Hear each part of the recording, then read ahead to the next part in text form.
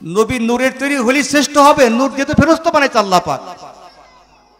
আর এমন কিছু শ্রেষ্ঠত্ব দেখাও জাতির সামনে যেই শ্রেষ্ঠত্বের কোনো তুলনা জগতে নাই। ঠিক কিনা বলুন?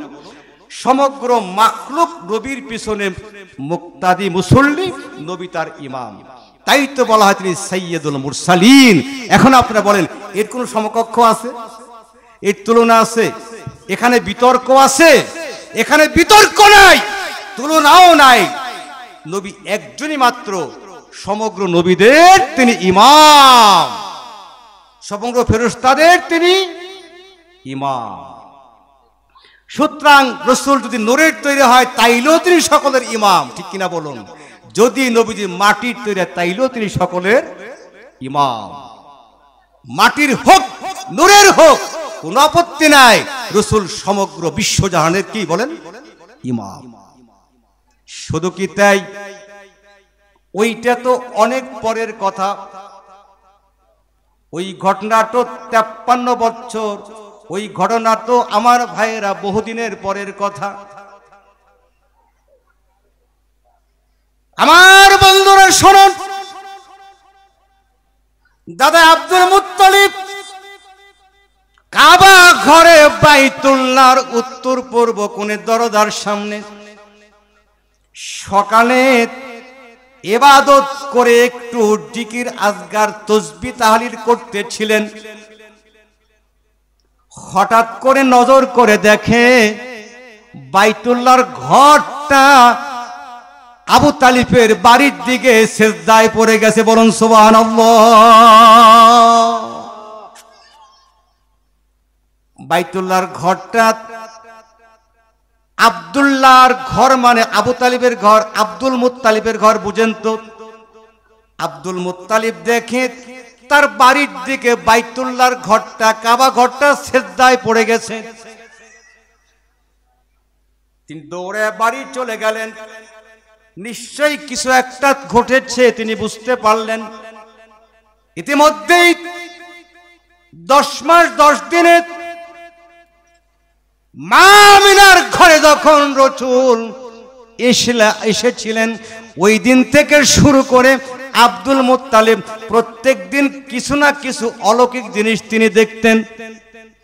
আজ তিনি নজর করে দেখে বাইতুল্লাহর ঘর তার বাড়ির দিকে সিজদা। দৌড়ে বাড়ি চলে গেলেন। বাড়ি যেয়ে দেখে যেই কনিষ্ঠ সন্তান আব্দুল্লাহ ইন্তেকাল করেছে। মাত্র 6 মাস আগে সন্তানটা দুনিয়ার জমিন থেকে বিদায় হয়ে গেছে। বৌমার গর্ভে সন্তান ছিল। আব্দুল মুত্তালিব বলে, আমি বাড়ি যেয়ে দেখি আমার আব্দুল্লাহর ঘরে সন্তান হয়েছে। আমি তখন বুঝতে পারলাম, রে পৃথিবীর লোকেরা, আমি তখনই বুঝতে পারলাম কাবা ঘর আমার আব্দুল্লাহর সন্তানকে, কাবা ঘর আব্দুল্লাহর সন্তানকে সম্মানার্থে সিজদায় পড়ে যায়।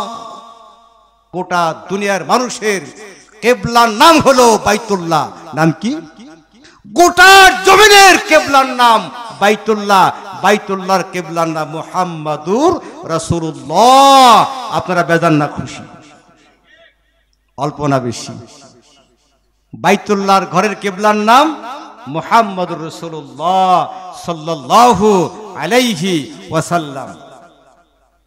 আপনারা কি বুঝতে পারছেন আমার কথাগুলো? কষ্ট পাচ্ছেন না তো আপনারা? কষ্ট পাচ্ছেন না তো আপনারা? তাহলে বোঝা গেল নবীজির বাবা ইন্তেকাল করেছেন যখন তিনি মায়ের গর্ভে ছিলেন তখন। ঠিক কিনা বলুন? আর তার মা মারা গেছে কখন? যখন নবীজির বয়স 6 বছর ছিল তখন তার মা ইন্তেকাল করেছেন। 6 বছর বয়সে মা ইন্তেকাল করলো। 6 মাস মাতৃগর্ভে বয়সের সময় বাবা ইন্তেকাল করেছে। আল্লাহ রাব্বুল আলামিন তার রাসূলকে, তার রাসূলের শান আর মান কি কমাইছেন না বাড়াইছেন? জোরে বলেন, কম না বেশি? রাসূলের মান অনেক বেশি, অনেক বেশি। এই চাঁদের 27 তারিখে আল্লাহ রব্বুল আলামিন তার বন্ধুকে আকাশ ভ্রমণের জন্য নিয়েছেন। জানেন তো আপনারা না, এটা কিন্তু রজবের চাঁদ। এটা কিসের চাঁদ? ওই যে বাইতুল মুকাদ্দাসে তিনি কি করলেন? ইমাম হয়ে 2 রাকাত নামাজ পড়ালেন। কি হয়ে? ইমাম হয়ে 2 রাকাত নামাজ পড়িয়েছেন। সামনের দিকে একটু অগ্রসর হই, দেখি আরো 2-1টা জায়গা আছে কিনা যেখানে তিনি একাই, তার তুলনা নেই। যেগুলো বিতর্কের ঊর্ধ্বে, যে বিষয় নিয়ে সকল মানুষ ঐক্যমতে যে হ্যাঁ এইখানে আমার রাসূল, এই যোগ্যতায় আমার নবী একাই, এর কোনো ভাগীদার নাই, এর কোনো অংশীদার নাই, এই যোগ্যতার মাপে কোনো সৃষ্টি আল্লাহ বানান নাই।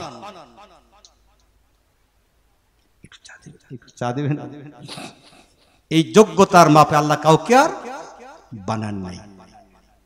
বন্ধুগণ, এখানে 2 রাকাত নামাজ পড়ে যাত্রা শুরু হলো।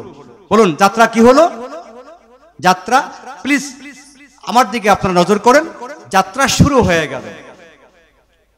জিবরাইল আলাইহিস সালাম রাসূলকে নিয়ে তিনি সরাসরি এক এক করে একের পর এক সপ্ত আসমান ভেদ করে চলে গেলেন সিদরাতুল মুনতাহা। কোথায়? সিদরাতুল মুনতাহা চলে গেলেন তিনি। ওইখানে যে রকেট থেমে গেল, কি হলো জোরে বলুন না? ওইখানে যে রকেট থেমে গেল, রকেটের নাম কি? বুরাক। বুরাক নামক রকেটটা সেখানে থেমে গেল। বলুন সুবহানাল্লাহ। নবী থমকে দাঁড়িয়ে গেলেন। জিবরাইল বলে, ইয়া রাসূলুল্লাহ, আগার এক সেরে ময়ে বর্তর পরম ফরোগে তাজাল্লা বসুজাত পরম। ইয়া রাসূলুল্লাহ, এটাই হচ্ছে আমার বর্ডার, আমার সীমান্ত এলাকা। এখান থেকে চুল পরিমাণ সামনে বাড়তে পারবো না। আমার 600 পাখা জ্বলে পড়ে ছাই হয়ে যাবে, আর সামনে বাড়তে পারবো না। নবীজি সেখানে দাঁড়িয়ে থাকলেন। বললেন, ভাই জিবরাইল, আমি যেখানে দাঁড়িয়ে থাকবো একা, আমার যে ভয় লাগবে। ইয়া রাসূলুল্লাহ, ভয়ের কোনো কারণ নাই। আল্লাহ তাআলা আপনার জন্য এখানে নতুন করে যানবাহন পাঠিয়ে দিবেন। বলুন না সুবহানাল্লাহ। আল্লাহ রাব্বুল আলামিন কিছুক্ষণ পরে রফরফ পাঠিয়ে দিলেন। কি পাঠাইলেন? রফরফ নামক আরেকটা নতুন যানবাহন আল্লাহ পাঠিয়ে দিলেন। যেই বুরাকে তিনি গেলেন, বারকুন, বিদ্যুৎ। বুরাক শব্দের আসল অর্থ হলো যানবাহনটা বিদ্যুৎ গতিতে চলছিল। কমপক্ষে তার গতি ছিল 1 সেকেন্ডে 1,86,000 মাইল। এই গতিতে নবীজি সিদরাতুল মুনতাহা পৌঁছালেন। ওখান থেকে তিনি যখন নতুন যাত্রা শুরু করবেন, রফরফ আসলো। এই রফরফের গতি এর চাইতে আরো 70 গুণ বেশি ছিল। বলুন সুবহানাল্লাহ। কি ছিল? কত গুণ বেশি ছিল? আরো 70 গুণ বেশি ছিল। বলুন সুবহানাল্লাহ। আমার ভাইয়েরা, বন্ধুরা, রফরফে চলে গেলেন। আল্লাহর আরশে আজিমে যখন তার বন্ধু পৌঁছে গেলেন, গভীর মনোযোগ দিয়ে কথাগুলো শুনতে থাকুন। আমার বন্ধুরা, নবী কত দামি, নবীর শান আর মান আল্লাহ কত বেশি করে দিয়েছেন। আর আরশে যখন নবী পৌঁছে গেলেন, বন্ধু বন্ধুর বাড়িতে চলে গেল। আল্লাহর সঙ্গে, তার হাবিবের সঙ্গে দীর্ঘ বৈঠক হবে।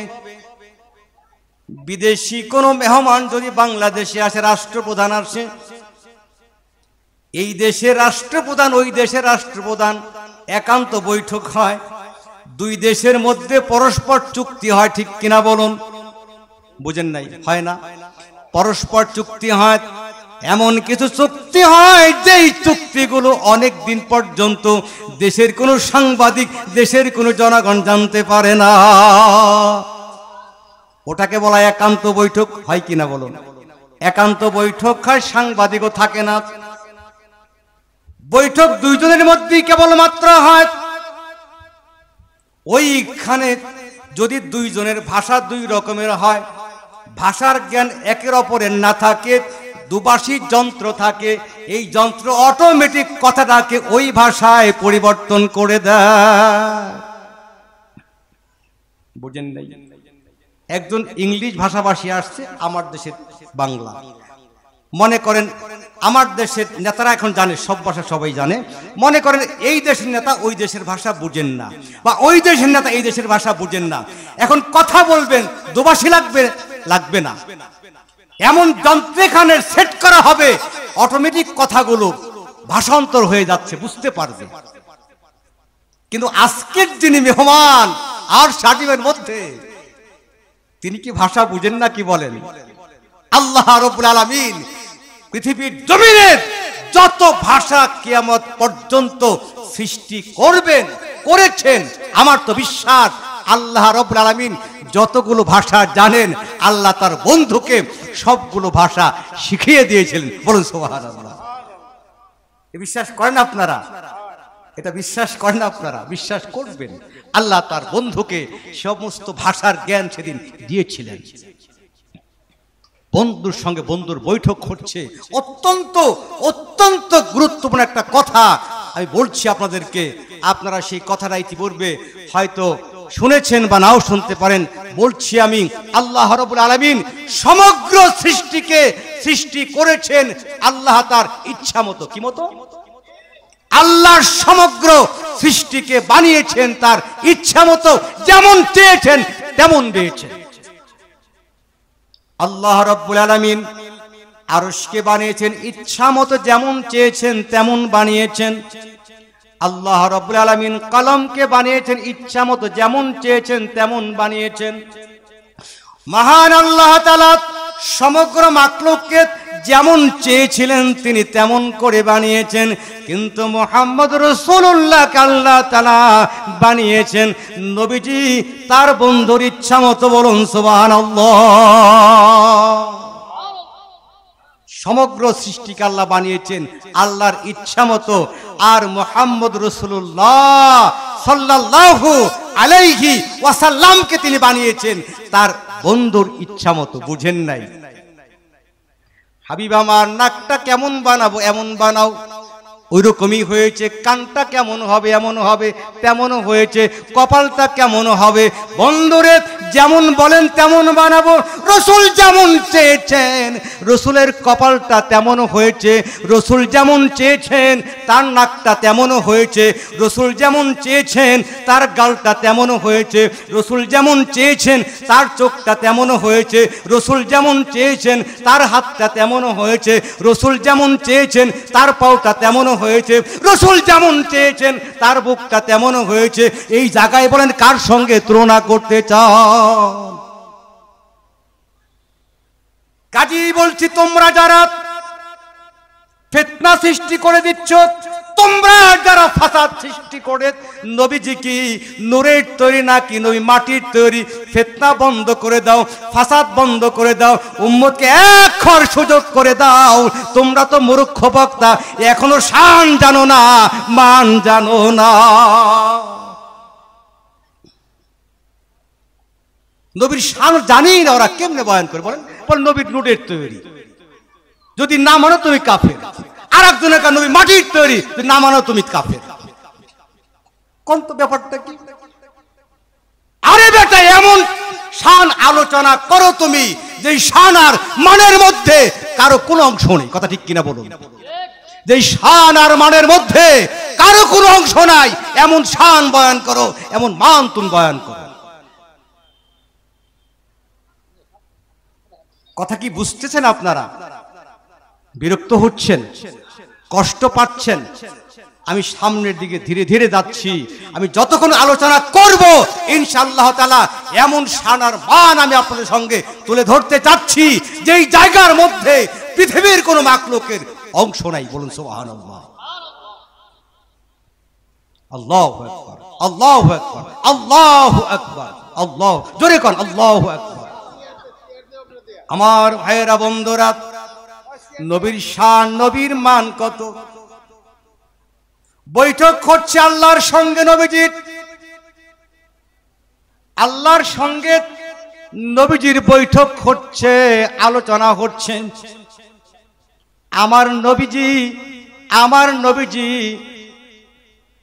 ধ্যান এবং খেয়ালের সঙ্গে জমিনের দিকে নজর করে আছে। আমার নবী, মায়ার নবী, দয়ার নবী আরশে আজিমে আল্লাহর সঙ্গে বৈঠকের সময় তার আসল চোখের নজরটা ছিল এই জমিনের মধ্যে। মাঝে মধ্যে দেখবেন লোকটা দাঁড়ায় রয়েছে, পাশ দিয়ে হাইটে গেলে কইর পান না কে গেছে, মানে আর একটা চিন্তা করছিল, ঠিক কিনা বলেন? এই মোশন হয়নি আপনাদের কারো? একটা চিন্তা করলে, দূর থেকে চিন্তা করলে সামনে দিয়ে হাইটে গেল, বোঝা যায় না কে হেঁটে গেছে। দেখেন নাই? তা তো দেখি নাই। ওহো, আমি একটা চিন্তায় ছিলাম। আসি কিনা এরকম হয় না? না, এটা কি মিথ্যা বললাম? আন্দাজ করে বললাম?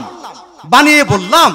এমন হয় যে রাস্তার পাশে দাঁড়িয়ে রয়েছে, তার বন্ধু হেঁটে গেল, বন্ধু চিন্তা করলো আমি এখান দিয়ে গেলাম, জিজ্ঞেস করলো না, আমিও জিজ্ঞেস করব না, সেও হাইটে গেছে। কয়েকদিন পর কিরে তুই কি রাগ হয়েছিস আমার সাথে? কেন? ওই দিনকে রাস্তায় দাঁড়িয়ে থাকলি, পাশ দিয়ে হেঁটে গেলাম, জিজ্ঞেসও করলি না। আমিও তোরা জিজ্ঞেস করি রাগ করে। বলে কই, আমি তো টের পাইনি। আসলেও টের মানে, ঠিক কিনা বলেন? ও কি যেন ভাবতে ছিল একটা কিছু। আর আরশে বৈঠক করছে, আল্লাহ রাব্বুল আলামিন তার বন্ধুকে প্রাণ ভরে দেখতেছে, নজর করে দেখতেছে বন্ধুর চেহারার দিকে। প্লিজ, বন্ধুর চেহারার দিকে আল্লাহ রাব্বুল আলামিন নজরে দিয়ে দেখতেছে বন্ধুকে। কেমন বন্ধুর নাক, কেমন বন্ধুর চোখ, কেমন বন্ধুর কপাল, কেমন বন্ধুর ঠোঁট, আল্লাহ দেখতেছে। আল্লাহ যখন চোখের দিকে নজর দিলেন, আল্লাহ যখন কপাল দেখলেন, দেখেছেন, কান দেখলেন, দেখেছেন, ঠোঁট দেখলেন, দেখেছেন, গাল দেখলেন, দেখেছেন। যখন চোখের দিকে নজর দেয়, দেখে বন্ধুর চোখে পানি, বন্ধুর চোখে পানি। আমার আল্লাহ ডাক দেয়, বন্ধু আমার, জমিন থেকে আরশে আজিমে ডেকে আনলাম। আমি আপনাকে প্রাণ ভরে দেখতেছি, আপনাকে দেখতেছি আমি, আপনি আমার বন্ধু। মুসা কালিমুল্লাহ আমাকে খুশি করার জন্য পেরেশান, ইব্রাহিম খলিলুল্লাহ আমাকে খুশি করার জন্য পেরেশান, ঈসা রূহুল্লাহ আমাকে খুশি করার জন্য পেরেশান, আদম সফিউল্লাহ আমাকে খুশি করার জন্য পেরেশান, ইদ্রিস আলাইহিস সালাম আমাকে খুশি করার জন্য পেরেশান, নূহ আলাইহিস সালাম আমাকে খুশি করার জন্য পেরেশান। বন্ধুরে, আপনাকে আমি নিজে খুশি করার জন্য পেরেশান। জোরে জোরে বলুন সুবহানাল্লাহ। সমগ্র নবীরা, সমগ্র ফেরেশতারা আল্লাহকে খুশি করার জন্য পেরেশান। আল্লাহ নিজে তার বন্ধুকে খুশি করার জন্য পেরেশান। আছে তুলনা? বুঝেন নাই? তুলনা আছে?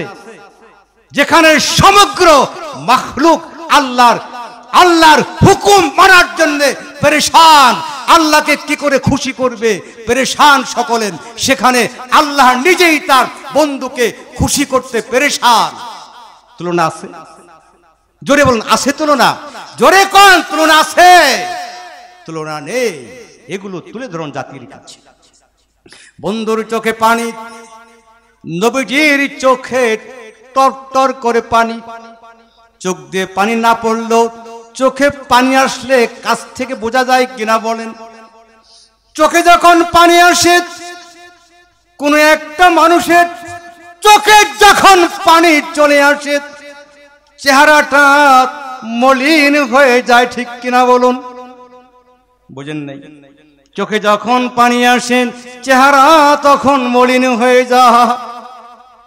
আমার আল্লাহ ডাক দেয়, হাবিব, জমিন থেকে আসমানে ডাক দিয়ে নিয়ে আসলাম, আসমান থেকে আরশে আজিমে নিয়ে আসলাম। আপনার চোখে পানি, চেহারা কেন মলিন? হাবিব আমার, কি দুঃখ আপনার মনে, যেই জায়গার মধ্যে মূসা কালিমুল আসতে পারে নাই, যেই জায়গার মধ্যে ঈসা রূহুল আসতে পারে নাই, যেই জায়গার মধ্যে ইব্রাহিম খলিলুল্লাহ আসতে পারে নাই, যেই জায়গার মধ্যে যদিও জান্নাতের ভেতরে বানাইছি আদম সফিউল্লাহ আসতে পারে নাই। হাবিব আমার, আপনাকে সেইখানে নিয়ে আসছি। আপনার চোখে কেন পানি, চেহারা কেন মলিন? আমার নবী বলে, আল্লাহ কিছুক্ষণ আগে আমি জাহান্নাম ভ্রমণ করে আসলাম, জান্নাত ভ্রমণ করে আসলাম, জাহান্নাম দেখে আসলাম। যদি ক্ষমা না করেন আমার একটা উম্মত জান্নাত পাবে না। আল্লাহ, আমার উম্মতকে আপনি ক্ষমা করে দেন, আমার উম্মতকে মাফ করে দেন। আল্লাহ বলে, হাবিব আমার, বন্ধুরে আর কাইদেন না, চোখের পানি মুছেন। কিয়ামতের ময়দানে মুসিবতের দিনে আমি আল্লাহ আপনাকে উম্মতের পুরা দায়িত্ব আপনার হাতে ছেড়ে দিব। জোরে জোরে বলুন সুবহানাল্লাহ। আমার ভাইয়েরা, কিয়ামতের মাঠ আমার রাসূলের জন্য আল্লাহ কায়েম করবেন।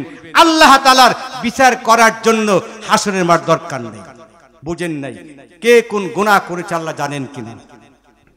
কে কি অন্যায় করেছে, কোন বান্দা কতদিন জাহান্নামে যাবে এটা আল্লাহ জানেন কিনা? তার হাসরের মাঠ লাগবে কেন? আল্লাহ বলেন, হাবিব আমার, কাইদেন না, আমার হাসরের মাঠ দরকার ছিল না। আমি তো জানি কোন বান্দা কি গুনাহ করেছে, আমি জানি কোন বান্দা কতদিন জাহান্নামের যোগ্য হয়ে গেল।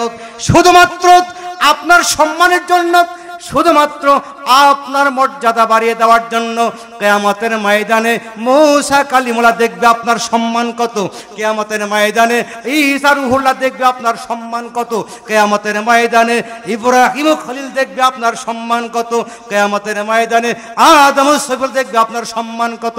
হাবিব আমার, আপনার সম্মান বাড়িয়ে দেওয়ার জন্য, আপনার ইজ্জত বাড়িয়ে দেওয়ার জন্য, আপনার কদর বাড়িয়ে দেওয়ার জন্য আমি আল্লাহ হাসরের মাঠটা কায়েম করব। জোরে জোরে বলুন সুবহানাল্লাহ। কেমনে করব? তিরমিজি হাদিসের মধ্যে এসেছে, আল্লাহর রাসূলকে আল্লাহ বলেছেন, নবীজি বললেন, কিয়ামতের ময়দানে মুসিবতের দিনে আমি রাসূল সিজদায় পড়ে কাঁদতে থাকব। আল্লাহ বলবেন, হাবিব আমার, ইরফা রাসাকা, মাথা তুলেন, আর কাইদেন না, মাথা উঠান। বন্ধুরে, আজকের হাসরের ময়দানে গোটা মাঠ আপনার হাতে ছেড়ে দিলাম। যাকে খুশি তাকে সুপারিশ করে করে জান্নাতের মধ্যে নিয়ে যান। বলুন সুবহানাল্লাহ। কিয়ামতের দিন আল্লাহ রাব্বুল আলামিন তার হাবিবকে বলবেন, বন্ধু, পুরো মাঠটা আপনার কাছে ছেড়ে দিলাম, যান। রাসূল কোথায় যে তার উম্মতকে বলেন নাই, কথা কি বুঝতে পেরেছেন? আন্দাজ করতে পেরেছেন? যেই কটা পার্থক্য দেখাইলাম, এখানে কি আর কারো এই সমতা আছে সৃষ্টির মধ্যে? কারো বলুন আছে? এই যোগ্যতা, এই মাপের কোন সৃষ্টি আল্লাহ আর বানান নাই। বলুন সুবহানাল্লাহ। সেজন্য আমরা আর ফিতনা করব না, ফাসাদ করব না। রাসূল কি নূরের তৈরি, আমার জানা দরকার নাই। রাসূল কি মাটির তৈরি, এটা আমার জানা দরকার নাই। আমার জানা দরকার, আমার নবীর মতো এত দামি বস্তু আল্লাহর বানায় নাই, সম্মানী আল্লাহর কিছু বানায় নাই। আমার নবীর মতো এত ইজ্জত আলা আল্লাহর কিছুই বানান নাই। শান আর মানের দিক দিয়ে সৃষ্টি জগতের মধ্যে আল্লাহ তার বন্ধুকে সবার উপরে রেখেছেন। আল্লাহ নবী যখন ফিরছেন জান্নাত জাহান্নামের মাঝখান দিয়ে নবী ফিরতেছিলেন, তখন তিনি দেখলেন যে দূর থেকে নজর করে দেখলেন একটি পুরুষ, একটি মহিলা মলিন চেহারা অবস্থায় ওখানে দাঁড়িয়ে আছে, চেহারা মলিন। নবীজি বললেন, ভাই জিব্রাইল, এই লোক দুইটি কারা? চেহারা এত মলিন কেন? ইয়া রাসূলুল্লাহ, চলেন সামনে যাই, একটু কাছে যাই। নবীজি যখন কাছে চলে আসলেন, তখন জীর্ণ শীর্ণ পোশাক পরিহিতা মহিলা বলছে, ইয়া মুহাম্মদ, আমি তোমার মা, আমি তোমার মা, তুমি আমার কলিজার টুকরার সন্তান, এই তোমার বাপ, তুমি তো এই বাবাকে তুমি দেখো নাই। আমরা আমরা জাহান্নামের আগুনের মধ্যে কষ্ট পাচ্ছি, মেহেরবানি করে তুমি যদি আল্লাহর কাছে দোয়া করতে, আল্লাহ হয়তো আজকের এই মেরাজের রজনীতে তোমার দোয়াকে মঞ্জুর করে আল্লাহ হয়তো আমাদের দুইজনকে ক্ষমা করে দিতেন। ওই অবস্থায় আল্লাহর কাছে প্রার্থনা করবেন, আল্লাহ আমার মা বাবাকে মাফ করে দাও। যিনি তো যখন দোয়া করবেন নবীজি, এই অবস্থা আল্লাহ বলেন জিবরিল আমার বন্ধুকে জানিয়ে দাও, এই অবস্থায় তার একটা দোয়া করব, অপশন দুটো, যদি সে এই অবস্থায় মা এবং বাবার জন্য দোয়া করে আমি তার পিতামাতাকে মাফ করে দিব, আর যদি সে এই অবস্থায় উম্মতের নাজাত চায়, উম্মতকে ক্ষমা করে দিব, তো এই দুটো দোয়া একসঙ্গে কবুল করব না। বিপদ কি বাড়লো না কমলো? বুঝেন নাই? রাসূল সাল্লাল্লাহু আলাইহি সাল্লাম পেরেশান হয়ে গেলেন যে একটি দোয়া কবুল হবে, দুটি দোয়া কবুল হবে না, অপশন দুটি, একদিকে মার বাবা, অপর দিকে গোটা উম্মত। ঠিক কিনা বলুন? আল্লাহর নবী তখন বললেন, ইয়া রাব্বুল আলামিন, তিনি চোখের পানি ছেড়ে এতিমের মতো কাঁদতে শুরু করলেন আর বললেন, ইয়া রাব্বুল আলামিন, আমি আমার মা বাবার ক্ষমা চাইলাম না, আমার মা বাবাকে আপনার রহমতের হাতে তুলে দিলাম, আপনি যা ইচ্ছে তাই করেন। যদি বন্ধুর মা বাবাকে আপনি নাজাত দেন, আপনার ইচ্ছা। যদি আপনি আপনার বন্ধুর মা বাবাকে জাহান্নামে জ্বালান, এটা আপনার ইচ্ছা। আমি উম্মতের নাজাত চাই, উম্মতের নাজাত চাই। নবীজি শেখানো উম্মতকে ভুলেন নাই। অতএব এই যে শান আর মান, এখানে কারো অংশ নাই, এর কোনো সমতা নাই। বিধায় আমি বলছি যে আপনারা নবী নূর না মাটি, এটা দিয়ে মান রক্ষা করতে পারবেন না। নূরের হলে আলহামদুলিল্লাহ, মাটির হলেও তাই, কোনো পার্থক্য নাই। নবীর শান আর মান মাটি দিও না, নূর দিও না, নবীর শান আর মান হচ্ছে আল্লাহর ইচ্ছা দিয়ে।